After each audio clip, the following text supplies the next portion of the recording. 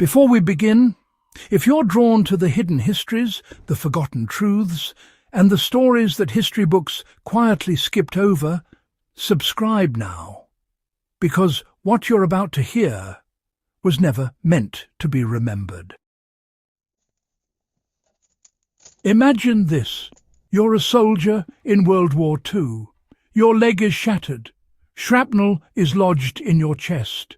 You're screaming, but no one can hear you over the artillery. You reach for morphine. There is none left. World War II was not just a war of bullets and bombs. It was a war of logistics, steel, fuel, food, and most critically, medicine.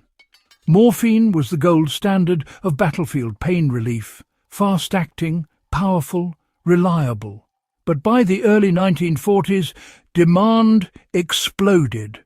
Entire divisions were fighting simultaneously across Europe, Africa, and the Pacific. Supply lines stretched thin, factories were bombed, ships were sunk, and suddenly there wasn't enough morphine to go around. Medics were forced to make choices no human should ever have to make. Who gets relief, and who screams until they pass out?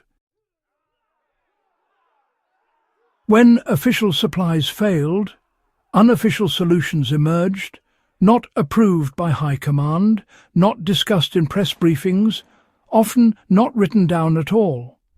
The substance had many names. Some called it a stimulant, others called it a sedative. Most soldiers just called it the shot. But its real name, methamphetamine. Yes, that methamphetamine. But this wasn't the street drug we think of today. In the 1930s and 40s, meth was a pharmaceutical miracle. Marketed as a decongestant, an antidepressant, a fatigue cure, and, quietly, a pain suppressor. Germany called it Pervitin. The Allies had their own versions, you know.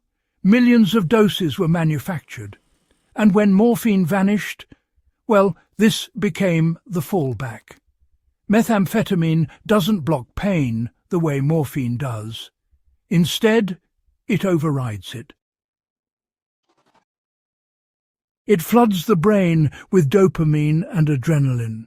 Pain signals are just drowned out by alertness, focus, and, yeah, even euphoria. A wounded soldier might still be bleeding, but suddenly he could stand, walk, even fight. For medics in chaos, it looked like a miracle. There were no official manuals saying, "Inject meth when morphine is unavailable." Instead, there were whispers, stories passed between medics, dosages scribbled in margins, vials without labels. Some soldiers later described feeling, well, invincible. Others said time just disappeared. Pain returned hours later, worse than before. But during the battle, they stayed conscious. They stayed functional. And that's all command cared about. But the human body always collects its debt. When the stimulant wore off, soldiers crashed. Hard, severe exhaustion, psychosis, heart failure, addiction. Some never fully recovered, yet their medical records often listed vague causes: combat stress, shell shock, unknown complications, the drug itself rarely mentioned. After the war, the world wanted clean heroes, not stories of chemical desperation, not the idea that victory depended on substances we now fear. Governments quietly shifted narratives, pharmaceutical companies rebranded, archives gathered dust. Methamphetamine became taboo. And so this chapter was sealed shut.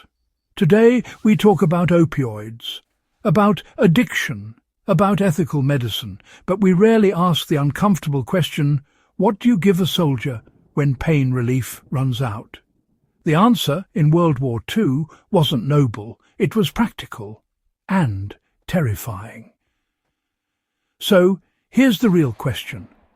Was this a necessary evil, a wartime improvisation, or was it the moment medicine crossed a line, deciding that performance mattered more than long-term survival? History doesn't like questions that don't have clean answers, which is why you probably never learned this in school. If stories like this matter to you, the hidden ones, the uncomfortable ones, subscribe, because the past still whispers, and most people aren't listening.